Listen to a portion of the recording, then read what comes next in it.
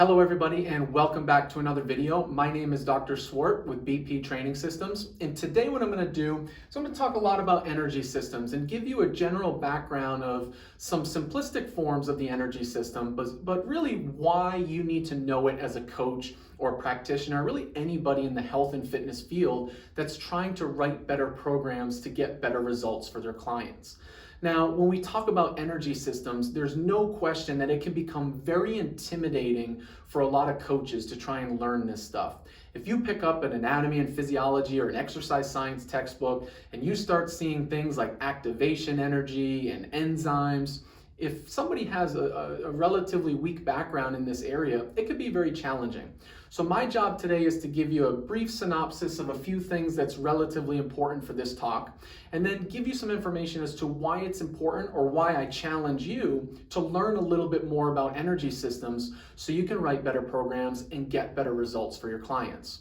Now, you'll see this term called bioenergetics, and it's a big fancy term, but basically this term is simply just meaning the process of taking food that I eat, so carbohydrates, fats, proteins, and putting them through my digestive system and breaking them down into usable energy that's going to be able to power exercise.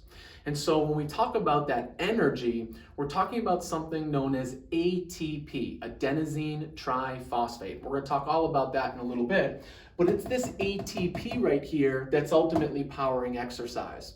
It's not the carbs, fats, and proteins that's powering exercise. We have to break those down. So the word metabolism is a term that basically looks at all these chemical reactions that are happening within your body to produce ultimately ATP so I can power exercise. Now, it's really important to know that when I create this ATP, the T in the ATP stands for tri. So there's three of these phosphates. Without making it too complex, these three phosphates are basically in a row. And when I split the last phosphate off of the molecule, I get a lot of energy to be released. And that's the energy that's ultimately powering exercise. So we have these high energy phosphates, ATP being one of them. Creatine phosphate is another common high energy phosphate that we talk about. And ultimately that's in this molecule right here, that's where I store a lot of the energy. So when I break that, I release that energy and it's going to give me an opportunity to power exercise. So really, I commonly in class will tell people that ATP is nothing more than gasoline for your body into power exercise. So when I say these things, one of the common analogies that I use is the analogy of going to a laundromat.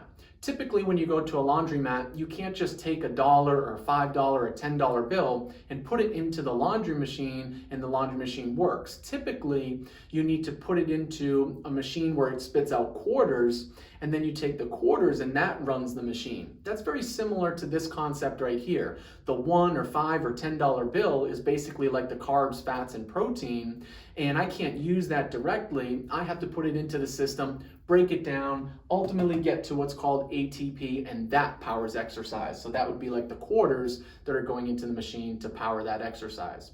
So we know that it's not necessarily the food or the carbs, fats, and proteins, it's actually the ATP that you're using. Now, I think it's important to just briefly talk about these three energy systems. So when we talk about energy systems, typically we break it up into three components. The first one being the phosphagen energy system. And some people will call it ATP-CP, some people call it ATP-PCR. It's got multiple different names, but basically the phosphagen energy system is my most immediate form of energy. And I use something known as creatine phosphate to replenish ATP to be able to power exercise. So this is a very, very high energy yielding pathway, but the problem with this particular pathway is we don't have a ton of it around. It's not going to last for very long. So this won't be my dominant energy system for 5 minutes, an hour, or multiple hours. This is probably only going to be my dominant energy system for maybe up to about the 10, 12, 15 second mark if you're lucky. Now, when we move on to the glycolytic system, in this particular system, I'm using carbohydrates to get the energy. So I can use those carbohydrates in the form of glucose, or stored glucose, which is glycogen. So this glycolytic system is powering exercise, and it's going to be the dominant energy system, usually for time periods of about 15 to 30 seconds, all the way up to maybe 2 minutes. When we get to the oxidative energy system, this is powering exercise and going to be the dominant energy system, usually once you get to 1 to 3 minutes and above, and it can last for several hours, obviously, if you're doing something like a marathon.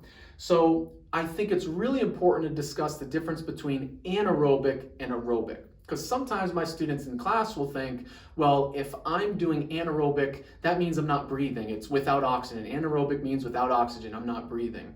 That's not what that means. It means in order to get energy, I don't need oxygen in these particular pathways. The oxygen's not involved to get to the ATP. Whereas when I get into this oxidative energy system, I clearly need oxygen. That's why it's called the oxidative energy system, to get to this ATP. So these two are known as anaerobic, the phosphagen and glycolytic, whereas the oxidative is obviously an aerobic energy system. So really important to just have a basic understanding of those.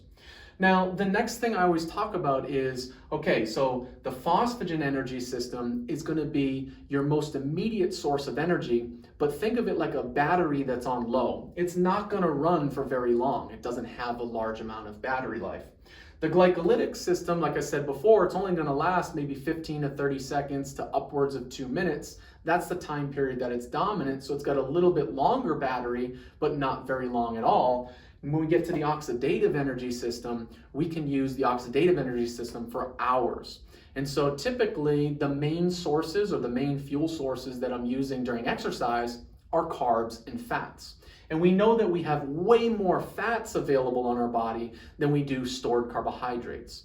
So the carbohydrates will start to run low much quicker than fats would. We basically have an unlimited fuel source of fat on our body. So it's really, really important that you have a good grasp of those energy systems, because when you're writing programming, you have to ultimately determine what is the main energy system for that particular sport that that person may be involved with, or what is the main energy system for that client that has a particular goal, and what energy system do I need to stress to get them towards that goal. So it's really, really important.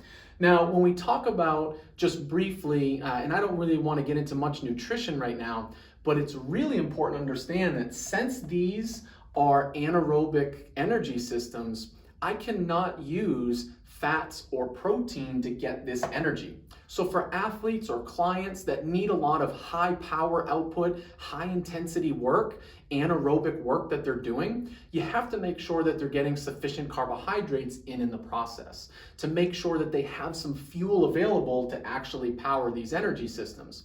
And this is why it's important to understand, what do I need for the input of these energy systems and what are they going to give me? Because we know the phosphagen energy system, this creatine shuttle that we call it, it really is only going to give me about 1 ATP per cycle. Whereas the glycolytic, if I break down glucose, it's going to give me a net of 2 ATPs anaerobically. If I use glycogen, the stored form of glucose, it can give me 1 extra, 3. Now that's not a tremendous amount of ATP, but I can get more of it, as opposed to the phosphagen's only going to give me ultimately that 1. Now, if I've got the time and intensity is lower, and I want to break down carbohydrates like glucose, for example, all the way, well, now I can get about 32 to 38 ATPs, depending on a few different things.